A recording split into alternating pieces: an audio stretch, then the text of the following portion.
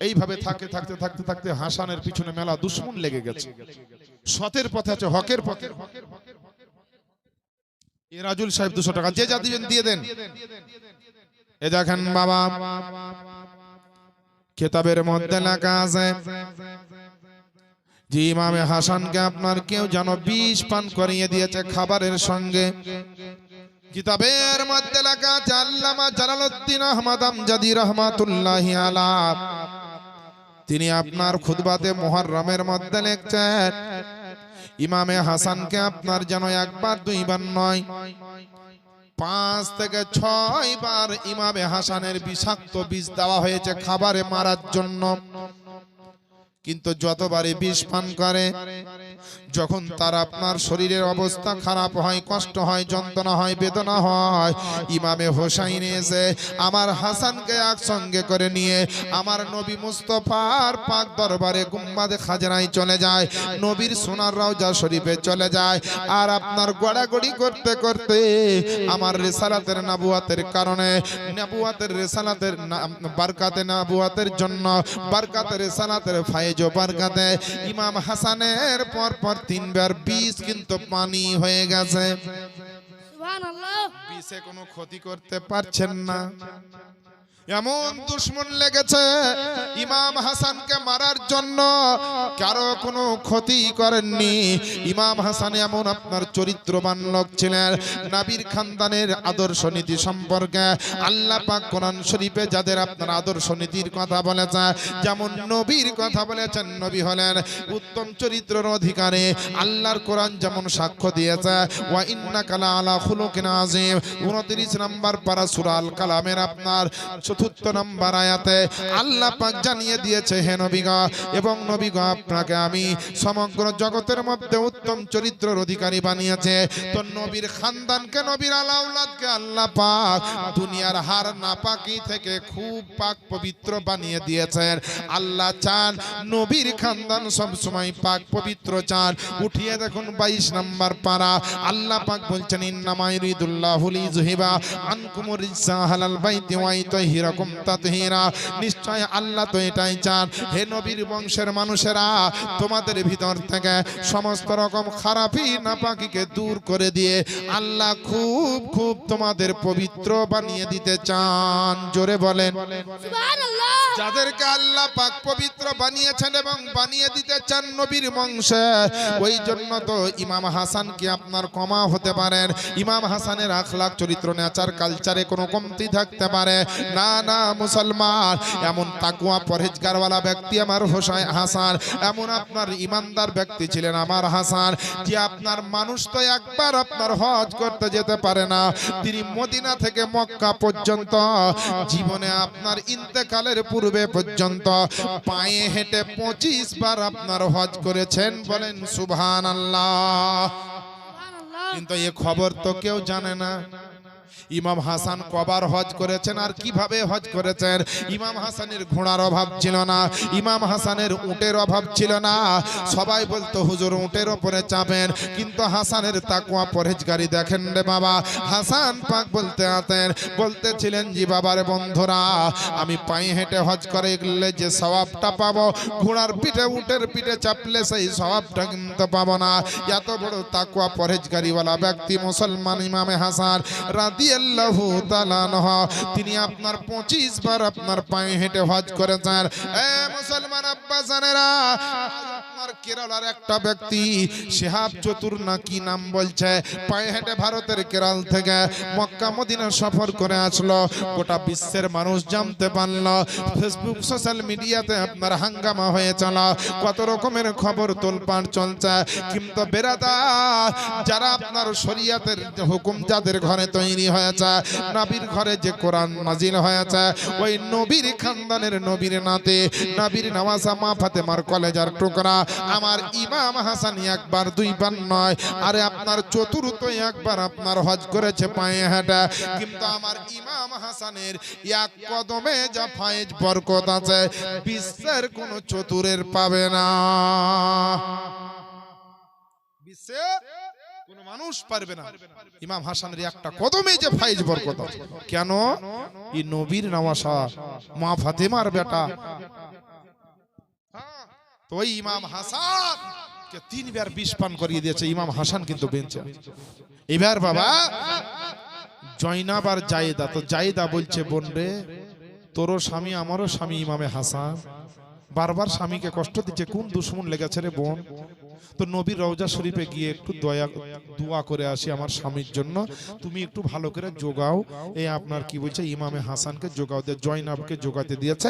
আর জায়েদা রাত্রিবেলায় পর্দার সহিত নবীর রওজা শরীফের কাছে গিয়ে কাঁদছে, দোয়া করছে হাসানের জন্য। আল্লাহর দরবারে, আল্লাহ তোমার হাবিবের দরবারে এসেছে, তোমার নবীর নাতি ইমামে হাসানের আমি স্ত্রী, আমার স্বামীকে বারবার দুশ্মনে এরকম আক্রমণ করছে, মেরে ফেলার চেষ্টা করছে গো আল্লাহ, আমার স্বামীর হেফাজত করো আল্লাহ, আমার কাছ থেকে আমার স্বামীকে কেড়ে নিও না আল্লাহ। সব স্ত্রী কিন্তু স্বামীকে যারা ভালোবাসে, স্বামী প্রেমিকা, স্বামীর ভক্তিকা যারা আছে, তারা কিন্তু স্বামী যতই যাই হোক স্বামীর ভালোই চাই। বুঝতে পারলেন? সন্তান দিয়েছে বাপের নামে দোয়া করার জন্য, সুবহানাল্লাহ, আলহামদুলিল্লাহ, জাযাকাল্লাহ। যে আশাই দিয়েছে যেন আল্লাহ কবুল করেন। এই দেখেন বাবা ইমামে হাসান আপনার রাত্রি বেলাতে স্বপ্নে দেখেছেন কপালে যেন কুল হুয়াল্লাহ লিখা আছে। ঘুম ভাঙা মাত্র যেন আপনার একে একে ডাকলো, ইমাম হোসাইনকে ডাকলো, বললো স্বপ্নের মানে কে ভালো বলতে পারে, ডাকো। একটা লোককে ডাকলো, ওই মানুষটা এসে বললে হুজুর যদি সত্যি আপনি এরকম স্বপ্ন দেখেছেন তো মনে রাখবেন আপনি আর পৃথিবীর বুকে বেশি দিন থাকবেন না। এর জন্য আপনার ইমাম হাসানের স্ত্রী জায়েদা আপনার শোনা মাত্র দৌড়তে দৌড়তে আমার নবীর রওজা শরীফে গিয়ে কাঁদছেন আর দোয়া করছেন, আল্লাহ গো তোমার হাবিবের ওসিলাতে আমার আপনার স্বামীকে বাঁচাও। আল্লাহ আল্লাহ কিছু জিনিস আছে বাবা এমন হবে, যদি বলে আল্লাহ জীবনে কোনোদিন আমাকে তুমি মৃত্যু দিও না, আল্লাহ আল্লাহ কোন জায়গাতে যেখানে দোয়া করুক এরকম দোয়া কিন্তু আল্লাহ সাপোর্ট করবেন না। করবে? যদি বলে আল্লাহ গরিব আছি বড় লোক করো দিবে, আল্লাহ সন্তান নাই দিয়ে দাও দিবে, কিন্তু যে কেউ যদি বলে আল্লাহ আমাকে মারিও না যেন আমি 20,000 বছর বেঁচে থাকি, এরকম দোয়া করা চলবে? লাভ কিছু হবে বাপ? কোনোদিন যেন আমি না মরি, সব মরছে মরুক কিন্তু আমি যেন কোনোদিন না মরি, এরকম দোয়া যদি নবীর রওজাতে গিয়েও করেন, কাবার গেলাপ ধরেও করেন, গাউসে পাকের দরবারে গিয়েও করেন, তো এই দোয়া করা, কারণ দোয়া করাটাই ভুল করছেন, তা আল্লাহর দোষ দিয়ে তো লাভ হবে না যে আল্লাহর কাছে অমুক ভালো জায়গায় দোয়া করলাম কবুল হলো না, এই কথা বলা যাবে না।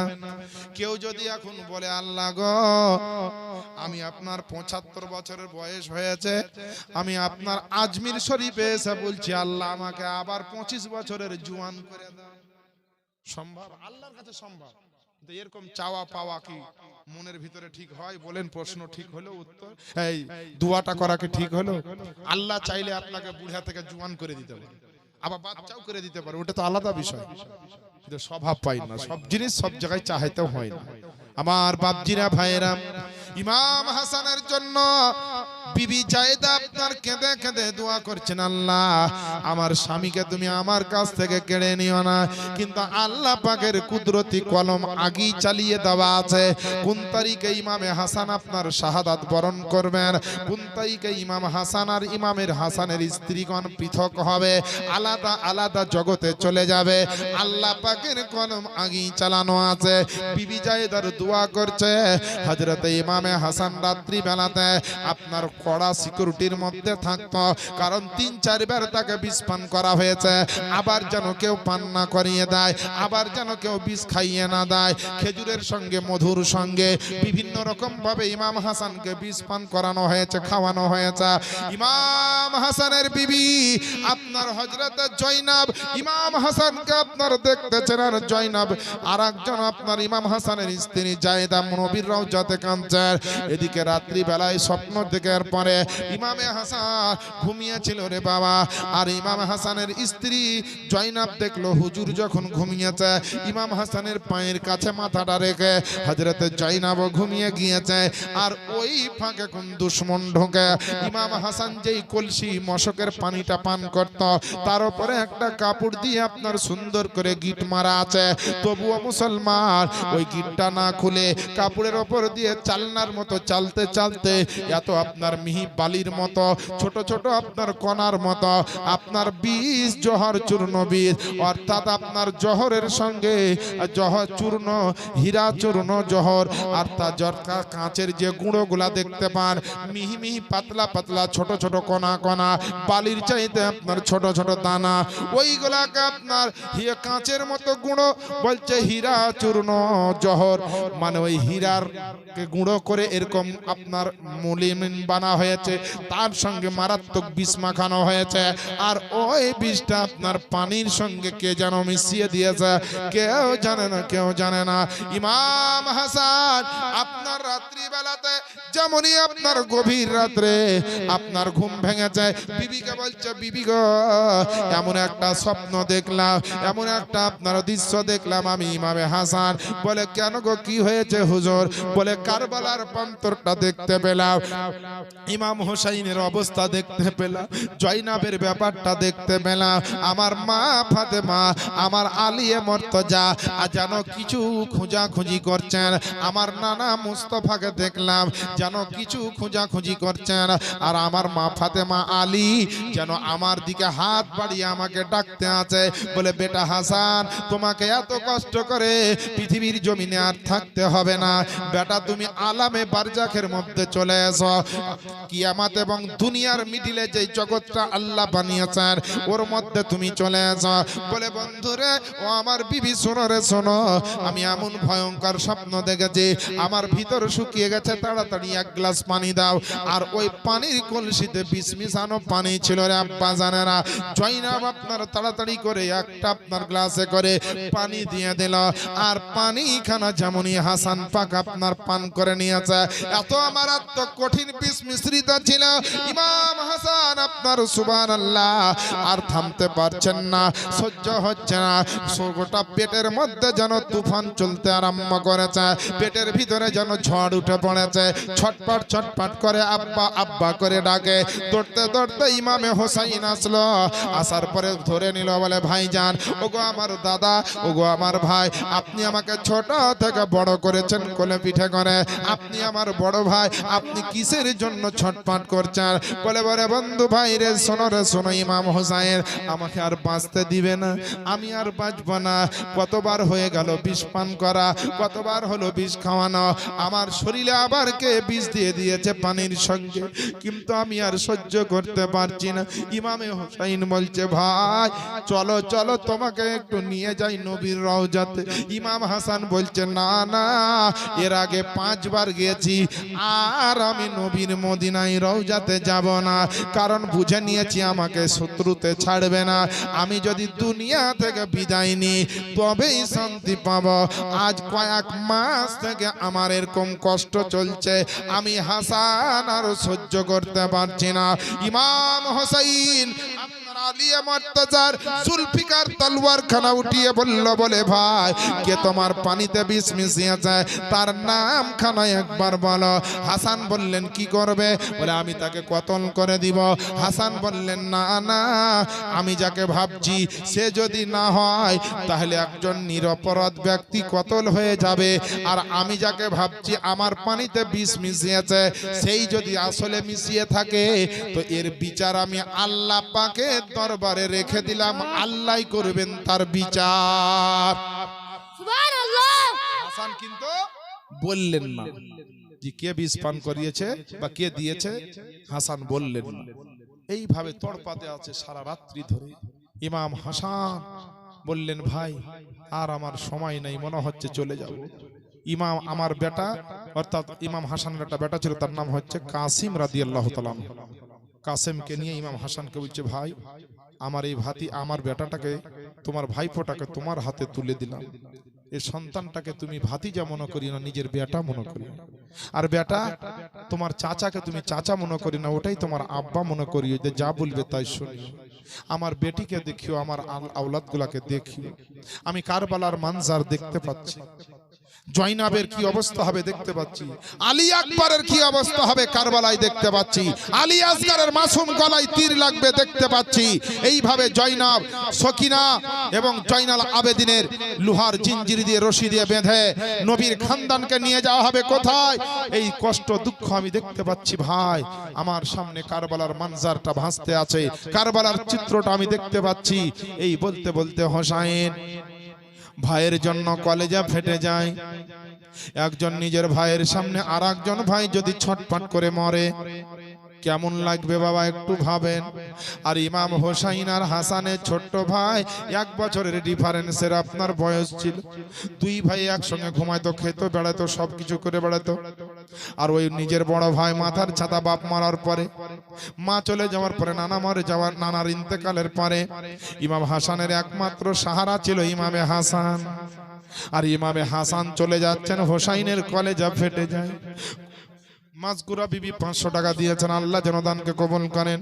ইমাম হাসানের এইভাবে আপনার ভাইকে দলতে দলতে বলতে বলতে আল্লাহর হুকুমে সাড়া দিয়ে শাহাদাত বরণ করে জামে শাহাদাত পান করল। সকলে পড়েন ইমাম হাসানের আপনার শহীদ হয়ে গেলেন ওই বিষ পানের অবস্থায়। সকলে পড়েন ইন্না লিল্লাহি ওয়া ইন্না ইলাইহি রাজিউন। যেমনই আপনার শাহাদাত বরণ করেছে সকলে আপনার বুক ফেটে কান্না করতে লাগলো। বেটা কাঁদে, বেটি কাঁদে, বিবিগণেরা কাঁদে এবং বেরাদার আত্মীয় স্বজন ইমাম হোসাইন বিশেষ করে কাঁদে। কলেজা ফেটে যায়, বলে কোথায় মাটি দিব, আমার ভাই হোসাইন হাসানের কবর কোথায় করব। সবাই মিলে আলোচনা করলো। আপনার কিতাবের মধ্যে লেখছে ইমাম হাসানও কিছু সংকেত দিয়ে গেছেন কোন জায়গাতে আমার কবরটা দিবে। মুসলমান, গোসল তো আপনার সুবহানাল্লাহ কাফন গোসলের ব্যবস্থা হাসানের জন্য করা হলো। ইমামে হাসানকে বিষ পান করে আপনার জগৎ থেকে যেতে হয়েছিল। আল্লাহর মহিমা বুঝা বড় দায়রে বাবা। আল্লাহ পাক তাকে শাহাদাতের দরজা দিয়েছেন, শাহাদাত বরণ করিয়েছেন। আল্লাহর হুকুম হয়তো এটা ছিল। আল্লাহ পাক ভালো জানেন। এ মুসলমান, দুনিয়াতে ইসলামের জন্য, হকের জন্য ইমামে হাসান কম কিছু করেননি। জীবনে কয়েকবার জীবনের সবকিছু দান করেছিলেন ওই হাসান, তবুও কিছু মানুষের জন্য শত্রু হয়ে দাঁড়িয়েছিলেন। তাই হাসানকে আপনার এইভাবে ক্যালকুলেশন করে, মুনাফিকি করে, বদমাইশি করে আমার হাসানকে বিষ পান করিয়ে দুনিয়া থেকে বিদায় দিয়ে চলা। ওই হাসানের জানাজা হযরতে ইমামে হোসাইন পড়িয়েছেন। আপনার অন্য কিতাবে লিখছে যে হযরতে আব্বাস রাদিয়াল্লাহু তাআলা আনহু আপনার পড়িয়েছেন, বা অন্য কোনো ব্যক্তি 3-4টা কওলামি পড়েছে। তবে মুসলমান, হাসানের জন্য একটা জায়গায় কবর করা হলো, অর্থাৎ কবর খনন করা হলো। আপনার কোথায় করা হলো, কোন জায়গাতে, কোন কবরস্থানে হলো, আগামী কাল আছেন ওই কবরস্থানের নামটা সুদ্ধা পর্যন্ত আপনাদের বলা হবে ইনশাআল্লাহ। সুবহানাল্লাহ। হাসানের কবর কোন কবরস্থানে তৈরি করা হলো আগামী কালকে বলবো। ঠিক আছে, কোন বাকিতে না নগদে তখন দেখবো কালকে। আজকে আর কিছু বলছি না, তবে ওই ফুফুর কথাটা বলে দেবো আজকে বাপ, না কাল কি শুনবেন, আজ ছাড়িয়ে দেবো বলে। সারা দুনিয়ার মানুষের ফুফু হচ্ছে একটা গাছ, ওই গাছের নামটা বলবো। আচ্ছা, যারা যারা শুনবেন একটু জোরে নবীর মহব্বতে সুবহানাল্লাহ বলেন তো। সুবহানাল্লাহ, মাশাআল্লাহ, আলহামদুলিল্লাহ। মা বোনেরাও শুনবে। সারা দুনিয়ার মানুষের ফুফু একটা গাছ, শুধু আদম আর হাওয়া ব্যতীত। কিন্তু আদম আর হাওয়ার কিন্তু ফুফু লাই ওই গাছটা, বুঝতে পারলেন? বাদ বাকি সবারই ফুফু হচ্ছে একটা গাছ, আর ওই গাছটার নাম হচ্ছে খেজুরের গাছ। সুবহানাল্লাহ বলে। সুবহানাল্লাহ।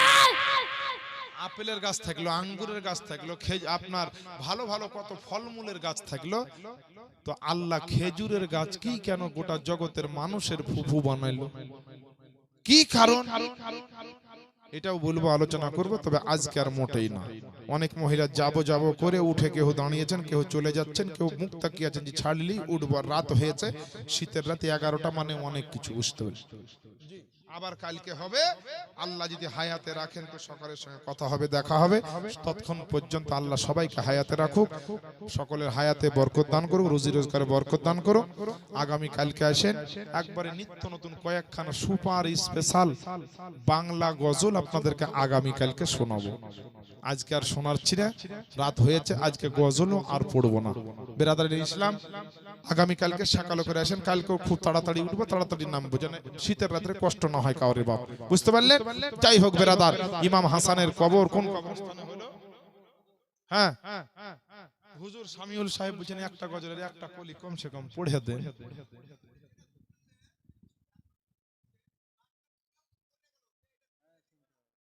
দুঃখ তো থাকবে, তো শুনেন, আমি আচ্ছা শুনেন, হ্যাঁ আপনি একটা খুব যুক্তিসঙ্গত কথা বলেছেন। তো অনেক লোকের ধরেন 10 বিঘা 20 বিঘা জমি আছে, তো মরে যেতে জমিটা তোর পরে পেলেন, আমার আত্মীয় স্বজন যে থাকে বেটা বেটি ওরাই পায় নাকি, বলছেন জমিটা তো পরে লিয়ে পালিয়ে যায় না। তো আল্লাহর কাছে দোয়া করছে কেউ যেন না মরে, সবাই বেঁচে থাকে।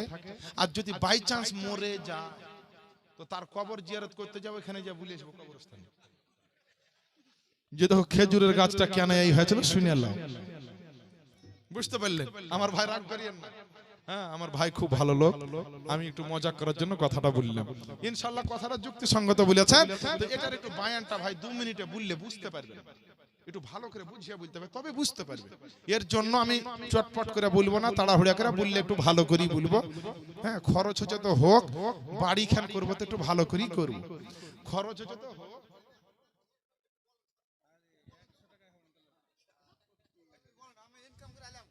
ইনকাম করে এলেন, দেন আপনার 100 টাকা লোকের 1 লাখের সমান গো, সুবহানাল্লাহ। জান আল্লাহ জান আপনার রুজি রোজগারে বরকত। আচ্ছা জান জান ভাই বললে তো বলিয়ে দি ভাই, এত বড় রিকোয়েস্ট অমান্য করা ঠিক লাই। এই ভাই আপনার নাম কি? লাল মিয়া আছে তো ঠিক আছে, লাল মিয়া সাহেব বসেন। কালো মিয়া কেহ নাই, থাকো তো 100 টাকা দিয়ে দেন না, তাহলে বুঝলিয়ে দিই ভালো করে। আরে 100 টাকা লাগবে, মহিলারা দিলে গা বলবো, না হলে বলবো না। একটা টাকা দেন, একটা মহিলা 100 টাকা দেন। আমার লাল মিয়া ভাই যদি দিতে পেরেছে, তাই একটা মহিলা 100 টাকা দিতে পারবে না, এত বড় জিনিসটা জানা। হ্যাঁ দিয়েছে তো কত বুঝতে পারছি। হ্যাঁ আগামী কালকে খুব দিবে, লক্ষ্মী ভান্ডারের টাকা গেলা, মমতার টাকা গেলা, একলাই বসে বসে খাও গো মা, একাই খেও না, সব কাল টাকা তুলে নিয়ে আসিও। এমন দোয়া করবো যেন সামনে জেনে আপনার ভাতা গেলা যেন 500 লাই 1000 করে দেয়, আর টাকা না দিলে এমন দোয়া করবো যেন সামনে মাস থেকে বন্ধ হয়ে যায়। তারপরে তখন দেখবে মজ, লক্ষ্মী ভান্ডারের গরম ঠান্ডা হয়ে যাবে। হ্যাঁ একটা মানাই 100 টাকা দিতে পারবেন না। এই বাবু এই মোবাইল বেলা ওখানে যা না তো দেখ কি হতেই তো নিয়ে আসবি যা। আরে মালদহর মেয়া ছেলেরা সোনার কানের খুলে দেয় রে হাসান হোসেনের মহব্বতে, আর এখানকার মারা একটা 100 টাকা দিবে না? নিশ্চয়ই দিবে, নিশ্চয়ই দিবে। নবীর রওজা শরীফ সম্পর্কে যে গজলটা আমি খুব পড়ি, খুব ভালো লাগে, ওই গজলটার একটা কলি শুনেলেন। আর খেজুর গাছ কেন ফুপু হলো? আদম নবীকে তৈরি করার জন্য জমিন থেকে যে মাটি উঠানো হয়েছিল, এই জমিনটাকে কাদা বানা হয়েছিল, আবার শুকিয়ে ঠনঠনে মাটি বানা হয়েছিল, দিয়ে আদম নবীকে বানা হয়েছে। তো আদম নবীকে বানাতে গিয়ে একটু কাদা বা মাটি বেঁচে গেছিল। আল্লাহর ফেরেশতা বলছে, আল্লাহ গো এই দামি মাটিটা কি করব? আল্লাহ বললেন এক কাজ কর, এই মাটিটা যেখানে সেখানে ফেলিস না, দুনিয়ার বুকে একটা খেজুর গাছ বানিয়ে দে। তাহলে খেজুরের গাছ এইভাবে বানানো হয়। আদম নবীর শরীরের অংশের থেকে একটা, একই মায়ের উদর থেকে যে সন্তান হয়, যদি বেটা ছেলে হয় তো ভাই ভাই হবে, আর একটা যদি বেটা হয় একটা যদি বিটি হয় তাহলে কি হবে? ভাই বোন হবে। তো আদম নবীর শরীরের অংশের যে মাটিটা বেঁচেছিল, ওই মাটি থেকে তৈরি করা হয়েছিল। আর খেজুরের গাছটা ফল দেয়, নিজেই ফল দেয়, এর জন্য তাকে আদম নবীর বোন হিসাবে নিযুক্ত করা হয়েছে। আর বাপ হচ্ছে গোটা দুনিয়ার মানুষের বাপ হচ্ছেন আদম নবী। তাহলে বাপের বোন ফুপুই হয়, এটা সংক্ষেপে বললাম, আর বিস্তারিত ছিল তো আমার লাল মিয়া ভাইয়ের জন্য বললাম। মা বোনেরা টাকা দেন আর না দেন দেখেন শুনিয়ে দিলাম। এবার এক কলি নাতে রসুল পড়ে দিব, দিয়া ইনশাল্লাহ নামবো। তো পুরাতন গজল শুনবেন না নতুনের মধ্যে যেগুলা এখন আমার যেটা মনে পড়বে বলবো, যেন আপনারা ভিতর ভিতর নবীর মোহব্বত নিয়ে বাড়ি যেতে পারেন, নবীর ভালোবাসা নিয়ে বাড়ি যেতে পারেন। এর জন্য একটা খুব মোহব্বতের নাত পড়ছি। নবীর রওজা শরীফ দেখে মন ভরে না, দিদার দাও গো শাহে মদিনা, দিদার দাও গো শাহে মদিনা। আরশের মেহমান করেছেন আল্লাহ, কত শান কত মান মোর মদিনাওয়ালা। আরশের মেহমান করেছেন আল্লাহ, কত শান কত মান মোর মদিনাওয়ালা। ও গো মদিনাওয়ালা, ও গো মদিনাওয়ালা, করো করোনা, দিদার দাও গো শাহে মদিনা। নবী রওজা শরীফ দেখে মন ভরে না, দিদার দাও গো শাহে মদিনা। শেষ ছন্দ বলবো, নবীর মোহব্বতে একবার সুবহানাল্লাহ বলে দেন। আর একটু জোর লাগিয়ে সুবহানাল্লাহ বলেন। পৃথিবীর যতখানে যতবার গিয়েছি, কম বেশি তো দুঃখ পেয়েছি। পৃথিবীর যতখানে যতবার গিয়েছি, কম বেশি তো দুঃখ পেয়েছি। রওজাতে গেলে, রওজাতে গেলে আর দুঃখ থাকে না, দিদার দাও গো শাহে মদিনা।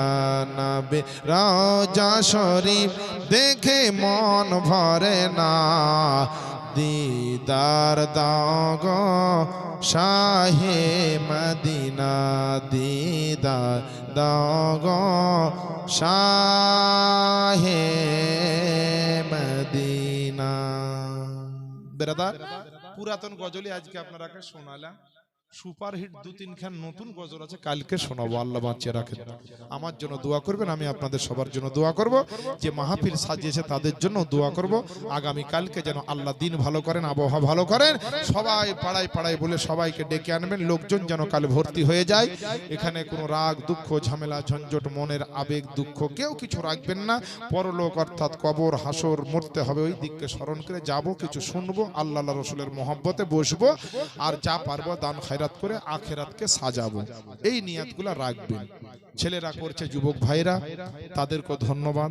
আপনারা গ্রামের লোক যে যেখান থেকে মাইকে শুনছেন, আগামী কালকে আসুন। যতই শীত হোক কষ্ট হোক, আপনাদের আত্মীয় স্বজনেরা কবরে বসে আছেন, কবরে শুয়ে আছেন, অতএব আপনারা এসে তাদের জন্য আগামী কালকে শেষ আখেরি মাহফিলে আখেরি মোনাজাতে অবশ্যই হাজির হবেন।